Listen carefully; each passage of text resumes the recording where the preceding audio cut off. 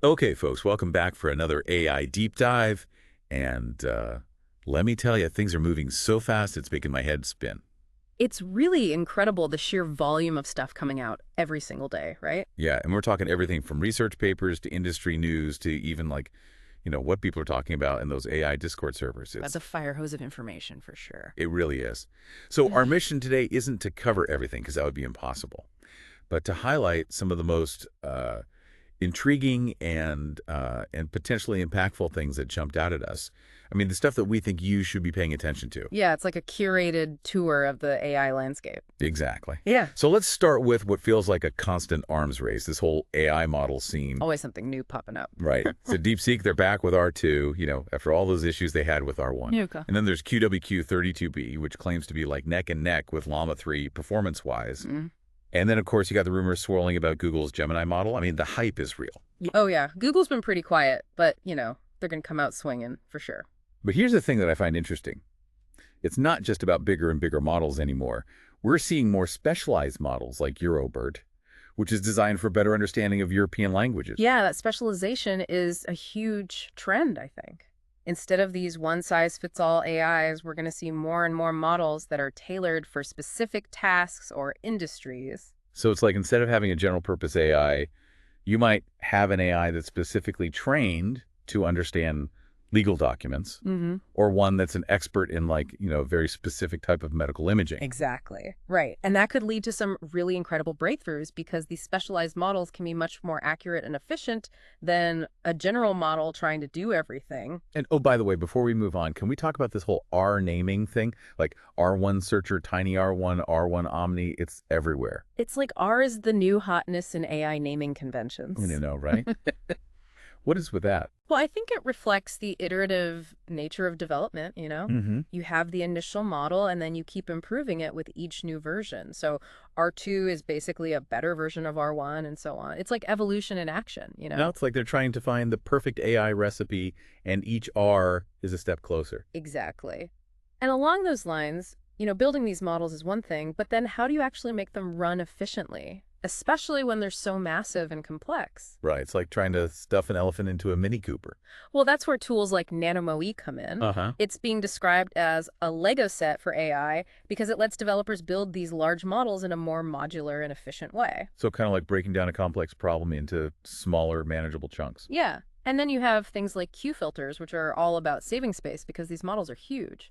So Yeah. Q filters basically help to compress the models without losing too much accuracy. So like squeezing more juice out of the orange. Exactly.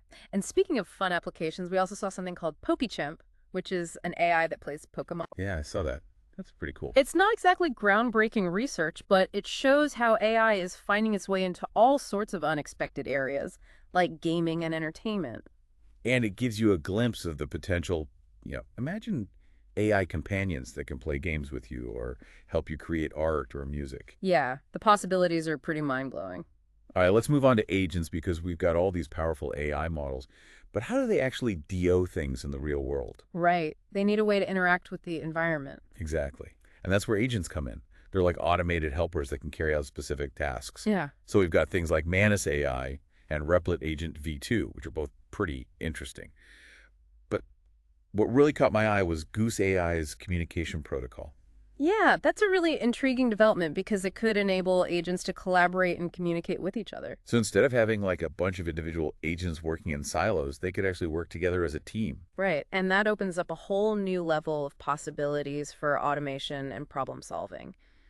Imagine a team of AI agents working together to manage a complex supply chain or to conduct scientific research. That's really cool. Now let's shift gears to the research side of things. OpenAI has been focusing on catching what they call bad behavior in AI early on. Yeah, that's a critical area of research because as AI systems become more powerful, we need to make sure they're aligned with human values and goals. But how do you even define bad behavior for a machine? That's the million-dollar question, right? Because AI doesn't have the same moral compass as humans. So researchers are trying to develop ways to train AI to identify and avoid actions that could be harmful, even if they haven't been explicitly programmed to do so. So like teaching an AI to be ethical. Yeah, exactly. And it's Yeah. a really challenging problem because there's so much nuance and context involved in human morality. And there are other fascinating research areas too, like knowledge distillation, where one AI teaches another. It's like passing on the torch of knowledge. Right, it's like an AI apprenticeship. And then there's the forgetting transformer, which sounds kind of counterintuitive.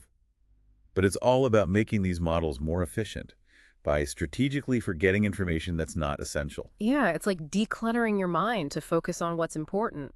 And it's crucial because these AI models are so huge that even storing all the information they learn can be a challenge. Right, so it's all about finding the right balance between learning and forgetting.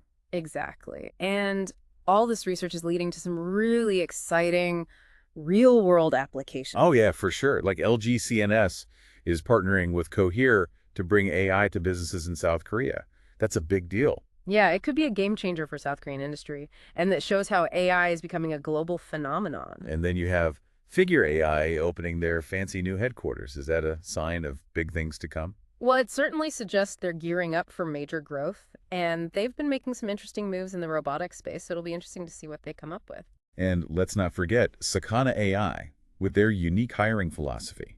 They're looking for people with diverse backgrounds and experiences, not just traditional tech skills. Yeah, I like that approach because it brings in fresh perspectives and ideas, which is crucial for innovation. All right, time to get a little more serious for a moment and talk about safety and ethics, because OpenAI's research on bad behavior in AI, it's not just a theoretical concern, right? Absolutely not. Yeah. As AI becomes more integrated into our lives, we need to be very careful about the potential risks. Like, what if an AI system makes a decision that harms humans, either intentionally or unintentionally? That's the nightmare scenario, right?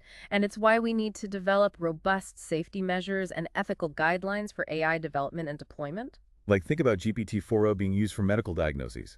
That's exciting, but also potentially risky if the AI makes a mistake. Exactly. So we need to have a serious conversation as a society about how to mitigate these risks and ensure that AI is used for good. It's like the old saying, with great power comes great responsibility. Exactly. And we need to make sure that AI is used responsibly and ethically. Now, before we wrap up, let's take a quick peek into the world of the hardcore AI enthusiasts, because we spent some time in the Discord servers and things get pretty techy there. Oh, yeah, those are the trenches of AI development. Like, we saw a lot of discussion about the 4060 Ti 16GB graphics card. Apparently, even budget GPUs are becoming powerful enough for AI development now.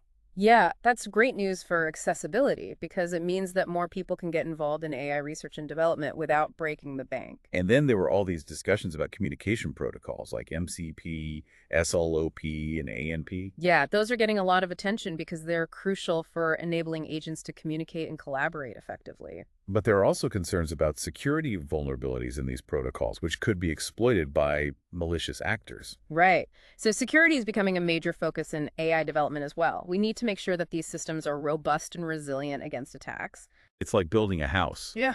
You need to make sure the foundation is solid before you start adding all the fancy features. Yeah, exactly. And it's not just about the big companies and research labs. There's a whole community of developers and enthusiasts pushing the boundaries of what's possible with AI. Oh, yeah, absolutely.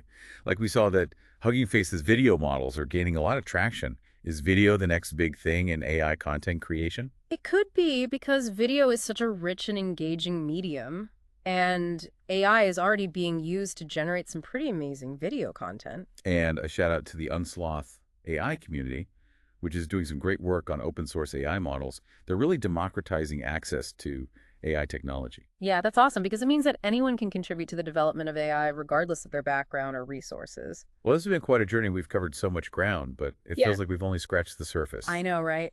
AI is such a vast and rapidly evolving field that it's impossible to cover everything in one deep dive. But hopefully this has given you a good overview of some of the key trends and developments to watch out for. Yeah, and the most important thing is to stay curious and keep learning because AI is going to continue to shape our world in profound ways. So what stood out to you the most from today's deep dive? Yeah. What questions do you have about the future of AI? Let us know in the comments. We'd love to hear from you. Yeah, and remember, AI is a tool, and it's up to us to decide how we use it. So let's use it wisely and ethically.